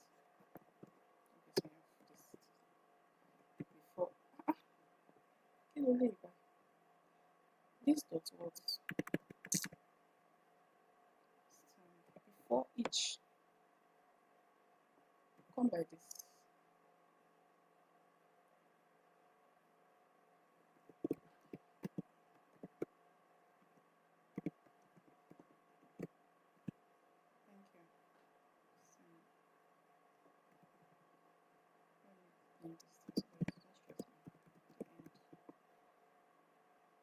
Many brackets.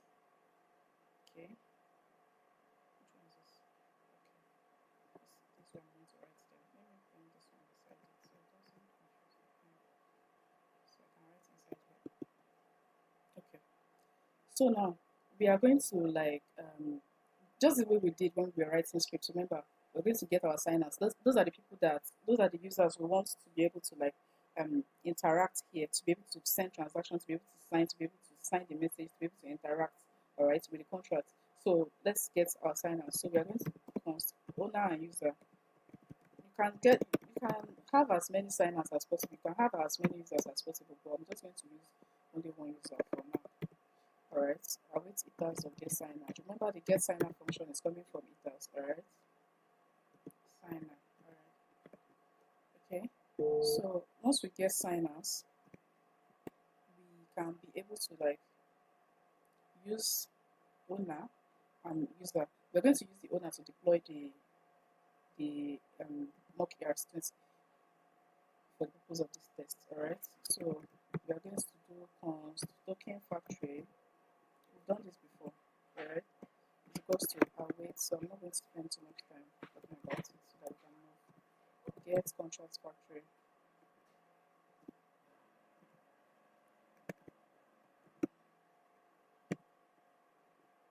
get it and deploy let's do mock errors 20. Thank you.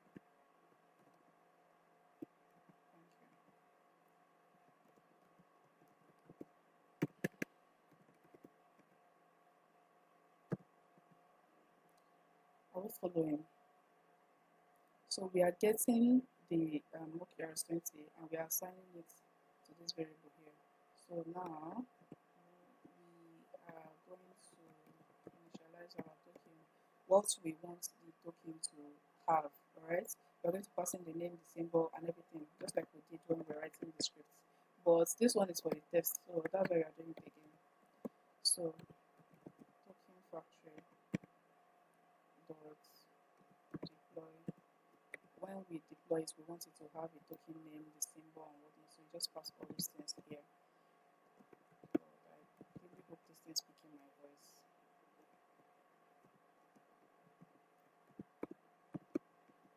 You guys remember, right? The name, the decimal is not a string, so just write it. And then meters dot pass iter, alright?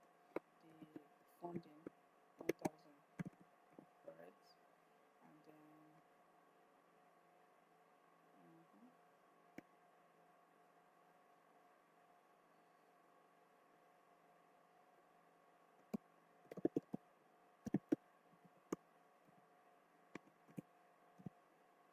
alright.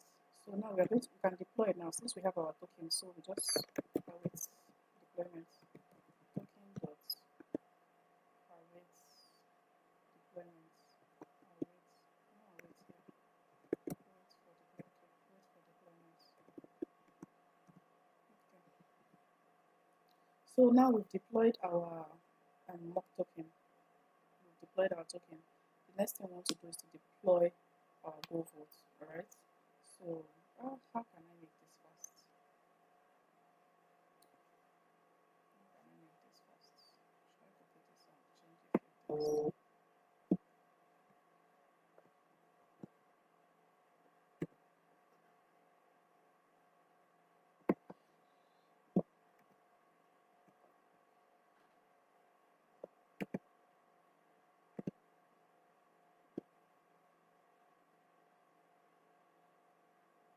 Okay.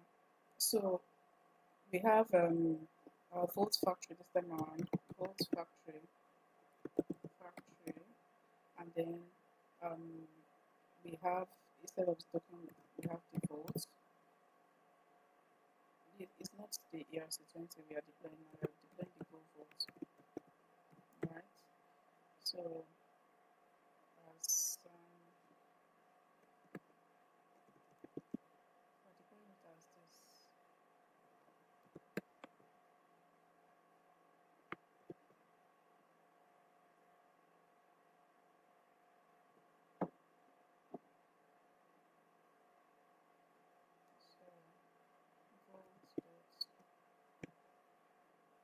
Wait for deployment.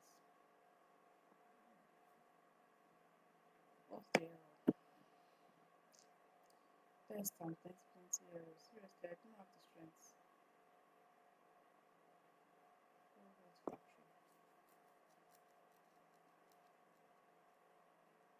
Okay. I know the error. This thing that's why copy and paste is not good. This thing that we're passing inside there, that's not what we're supposed to do for the deployment.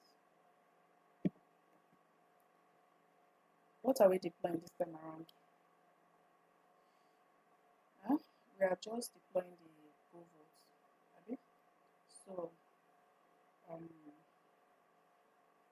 we are using the token. This token that we have deployed. This thing should be nice. My hands are sticky. Sweat. Let me quickly try my hands. My keyboard is. Oops. Okay, so this token that we have deployed here, let's use it inside here to deploy the GoalVault, alright? So we are still going to like await token dot get the address. Okay?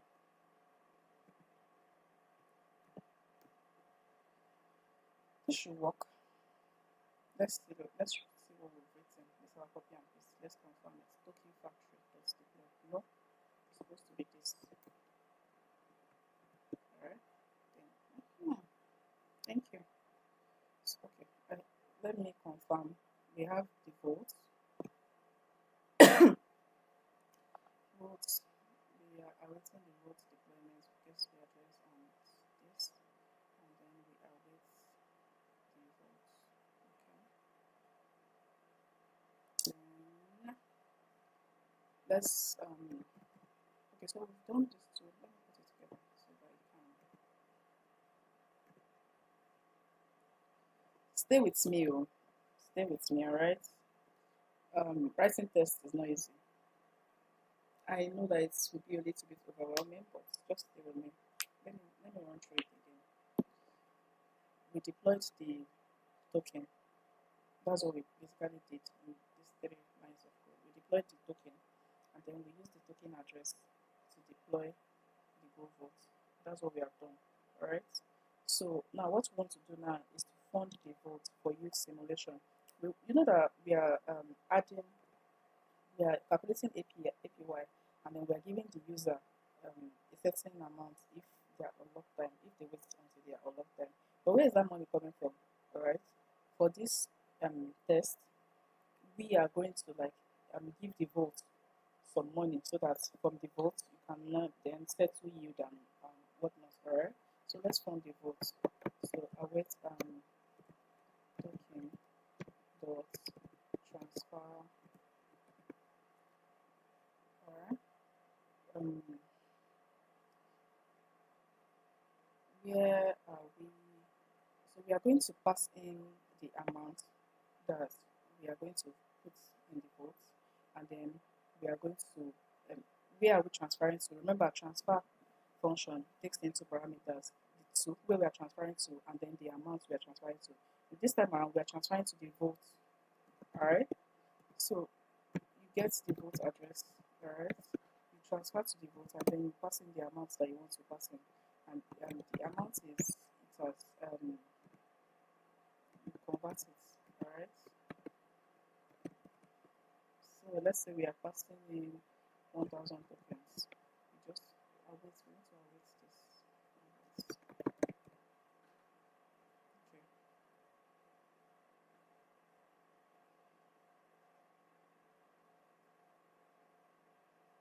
So the transfer takes into parameters the address and then the amount that I don't like this how that test and all its errors. This was one of the main problems I was having.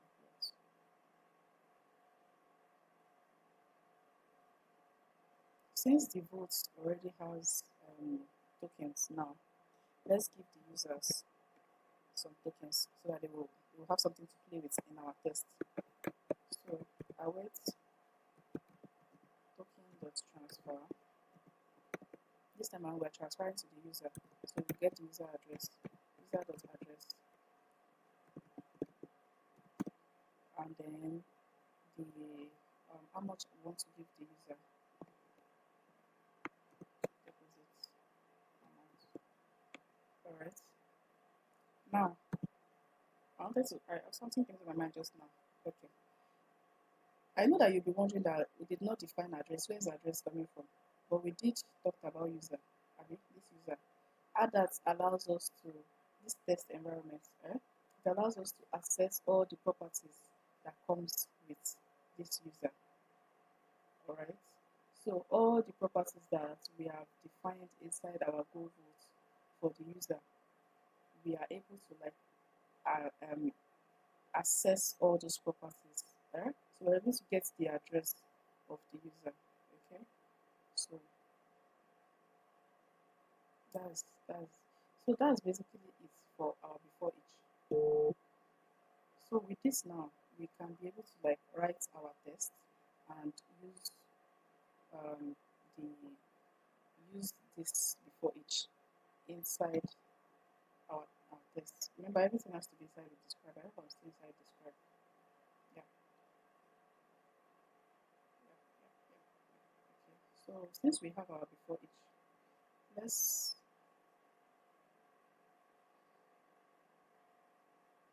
let me collapse it because I don't even trust this my screen that it is not cutting. It's not cutting what I'm doing. So the first thing we want to test for is that we want to test for the deposit function. It should allow the user to be able to deposit. We want to test that our deposit function works. Alright. So do this.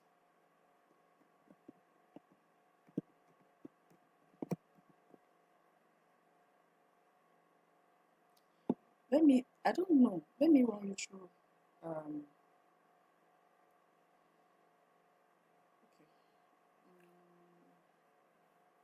Let me give you a mental model for this deposit function that we want to test. Alright.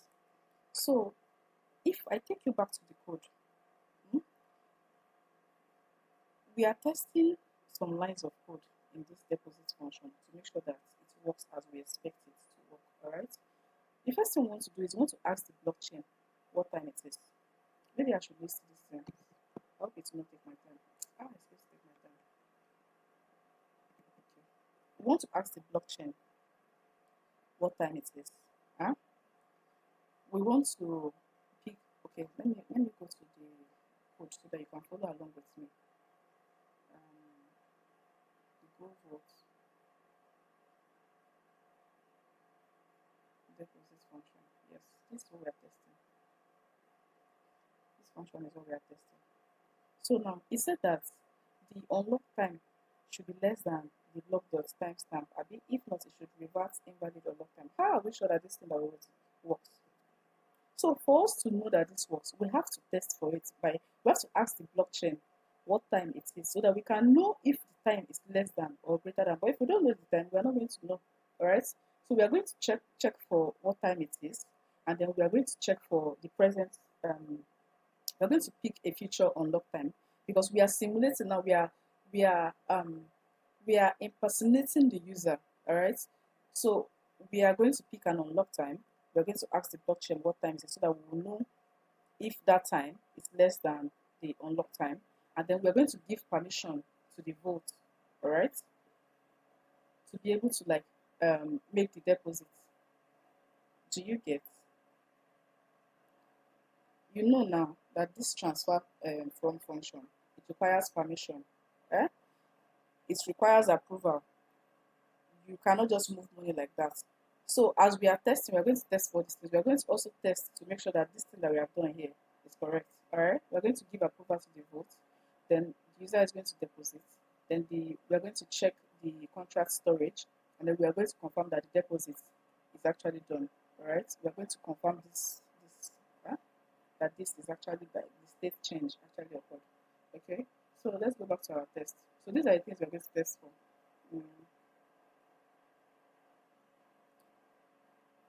What did I name the test file? Oh, I did not rename it. Alright, so here we are. So remember, we want to know what time it is. Tell me what time it is. I'm happy because we'll soon move to the front end. The front end is interesting. We'll integrate, see how all of this comes to life. So this is the last part of the code. Once we are done with this test, we ought to have done it since I just forgot. Normally, the way I like to write my code is as I'm writing the function, I'll be testing it. I don't know what came over me today. Maybe it's because there's no light. Just messed up my train of thoughts. I just write. I know explain given now. Oh yeah. So we want to check for the unlock time, right? We ETAS gives us access to the blockchain, all right? So we are getting the latest block that has been mined. Stay with me. All right, you get it. We are checking the blockchain for the latest block that has been mined, all right, so that we can get the timestamp. All right. So now this one that we have done now. think I wrote this in the wrong place.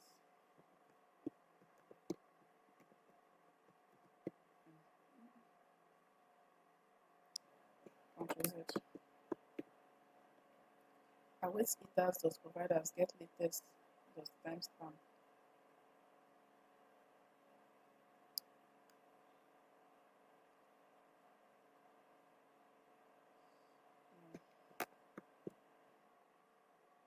Yes, this is correct. I'm getting the latest dot timestamp show up now. Alright. Plus now let me explain this. So this now it's what is basically check is getting the latest time of the block that is being mined, and then we want to after getting the time we want to add 1 day. You know that the unlock time, we said that the unlock time should be in the future. Abi, the unlock time should be in the future, not in the present. Which means if we leave it like this, the user will be able to withdraw immediately. But let's set the unlock time. Let's just add 1 extra day, and we know this conversion now. This seconds conversion, 1 day. This equals to 1 day. So we'll add 1 day. So with this now, the unlock time is the current timestamp plus 1 extra day. All right. So this works. So the next thing we want to do now is to check for what was it I said we're going to do next time. We will give the permission. We will give the user is going to give permission to the vote, all right, to be able to like move funds. You know that the money is presently in their account. The money is presently in their wallet.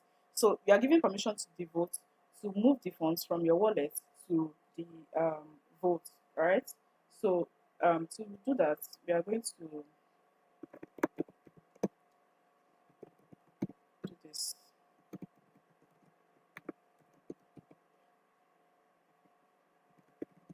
Approve the vote.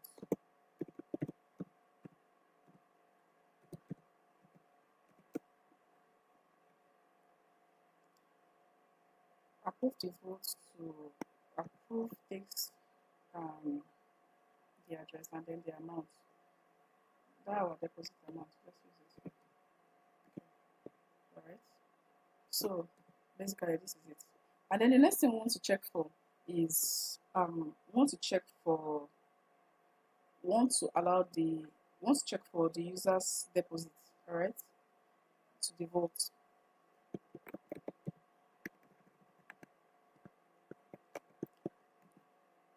Await vote connect user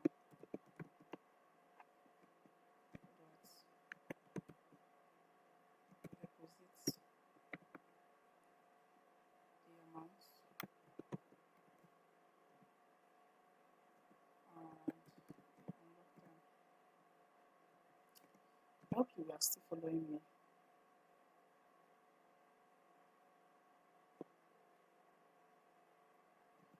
I hope you are still following me. Now remember when I talked about the state. So we are going to store it into the contract. We are going to store what is deposited into the vote. So you say vote dot goals. Remember where goals is coming from now. Personalize it. So this is assertion now. You want to make sure that what you put in is what you get, alright? Make sure that the goal dot the amount is equal to what we make sure that what is inside this place is the same thing as what you deposited, alright? So let's make sure that goal dot the amount is equal to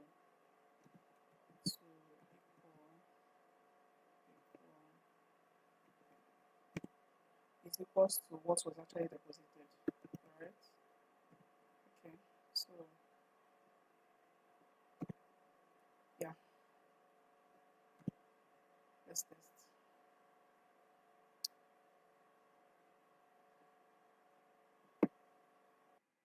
So now we're going to run our test and see if it passes. the test for the deposit function, and it does pass. So user can make the deposit. Alright. So basically, this is how to write test. This is what our front end looks like. We have the dashboard overview. This is just UI. We are going to integrate the front end together. All right. So this is what you have in the dashboard. We are going to do the correct routing when we are coding. This is just UI. It's just HTML, CSS. The deposits. You can deposit. You can withdraw. So this is what the front end looks like. All right. So by the time when we move into, this is the part 1 of the video. This is all for the part 1. I'm going to drop the part 2 of this video in some days time. Please like and subscribe to my channel. If this video does well, if I have enough comments, if I have up to 20 comments, it will encourage me to drop the part 2, which is the front end part of it, the front end integration. So let's do well to engage. If you have any questions, drop them in the comments. I'll be in the comments. I'll be answering. Let's do this together. All right. And let's come back and integrate this front end. Let's make this UI functional. All right. Let's make this UI functional together. Thank you so much, and I'll see you in the part 2. Bye.